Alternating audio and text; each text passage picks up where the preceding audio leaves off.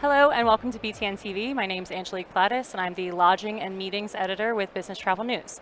Today with me I have Kit Aspen from Thrust Carbon. Hello and welcome. Hi, thank you so much for having me. Of course, thank you for joining us. So we're just going to dive in with some questions if you're ready. Great.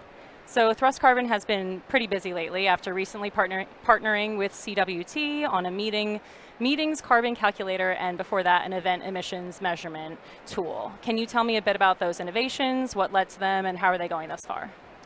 Yeah, so CWT and one of our other TMC partners reached out to us around the same time and said they want to understand the emissions of their events, and it has all of the kind of hallmarks of the classic problems of calculating emissions, right? Often there are questions around data. There's a lot of unknowns. If someone hasn't booked with the TMC, how are they getting to the event? Big unknown. And also, it needs to be effortless. It needs to just connect to the systems that they already use, so that a travel planner, a meetings planner who's already very busy can start calculating their events, get actionable insights that they can give to clients as effortlessly as possible. So it started there, and yeah, we kind of co-developed it with them and launched it a few months ago. It's a great fanfare, which is brilliant, and it's already been reducing the emissions on people's meetings. That's since great. Then. It's great. Now, and are you going to be reporting within the year and on how much that has reduced, or is that something you'll be doing next year? Yeah, so we calculate emissions in different ways for different events. So we can obviously give per event emissions, but then across a larger program. So if they have a large corporate client as well, being able to calculate the emissions across all of their events. And then yes, for an entire CWC, obviously that's also reporting there. So loads of data points in terms of those reductions that we're making. Hopefully we'll be able to talk about it soon. In many cases it's sensitive data, so there's a lot of challenges there. But yeah, it's it's a journey. We're not going to be able to say that every event is at zero emissions tomorrow, but being able to communicate where we are on that journey, what's next, is really important. Definitely. Well, we've been reporting a bit lately about sustainability as a decision maker in the industry, and whether travel managers or buyers or meeting planners are really looking at sustainability as a deciding factor in their decision making. Can you tell us a bit about your perspective on that? And do you think corporates are really looking at sustainable vendors and choices when booking, planning corporate travel, or does cost outweigh that? Can you tell us a little bit about that? Yeah, it's more and more travel planners and travel managers are looking at it. It is just so important this day because so many companies are setting net zero targets. Yeah. They're setting science-based targets. I heard a statistic recently that 90% of global GDP is now covered by a science-based target. And so a travel manager is under that obligation, like many other people are within their organization, and therefore they have to prioritize it. It's difficult though, as you say, price is obviously a key factor. Another one is often employee well-being as well. Yeah. An easy way to cut emissions is often to cut business class, but many companies really value employee well-being and employee retention around that as well. So that balance is very difficult. There's more and more tools that are making it easier though. So a classic example is setting carbon budgets, having a price on carbon, and therefore being able to factor all of that in to the decision making. So, get with all of that information, how can we bridge that gap? How can we make sustainable choices while acting within budget amid the rising costs and everything? Yeah, I think it's get your historical data in place.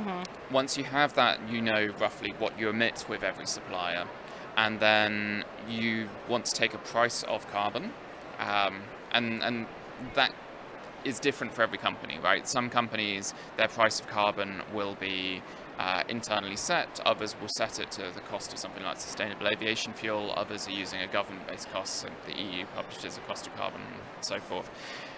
Once you have that, you can work out what are the emissions costing your business, add that on to the price that your vendor gives you, and then you have a true all-encompassing price.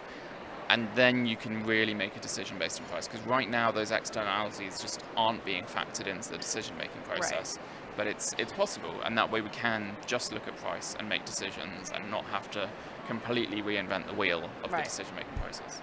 Well, I know you just a few months ago launched the carbon calculator, but do you have any other? What else are your corporate customers asking you for? What are their pain points, and how are you working to address them? Yeah, I think there's the reporting, making it effortless for people, and so being able to create insights that are really straightforward, being able to model what a travel policy change would mean to your overall emissions. But then the other side is employee engagement, and this is an area we already work a lot on, but being able to capture someone at the point of sale and nudge them to a more sustainable option. Being able to make sure a manager knows the carbon budget they have available and how much that has been used by their employees. Being able to then communicate with those employees and tell them, these are the sustainable hotels within our program, we would like you to book these, that's why we've sourced them for you. So it's really that engagement side that I think is becoming more important. And making sure that appears in the booking tools that they're already using, making sure that that's available on their intranets so that the messaging is always consistent and consistently available, rather than something that's just looked at the end of the year, and for the rest of the year you just look at the price number. That makes it very difficult to make sustainable decisions when that's the only number you're seeing. Yeah, that need for some sort of consistency and formalized reporting is definitely something we're seeing across the board with a lot of corporates, so that makes sense. So what is Thrust Carbon investing in this year? Where is Thrust Carbon's focus the remainder of the year and into 2024, if you can elaborate on that? Yeah, so I mean, it's pretty spread out. We're a technology company. Yesterday we announced our partnership with the Rail Development Group, which is a kind of government body in the UK that are creating a new carbon calculator that we're working on that with them, so that every individual rail route in the UK, the underlying emissions can be known. So rather than a UK average, you can start to really say, okay, if we take the train to Edinburgh rather than a plane to Edinburgh, here are the exact emissions, and that granularity just enables better decision making. We're investing in AI. We think that's hugely important, as often one of the gaps to sustainability are the unknowns, right? Right. It's not necessarily, is there an electric car available?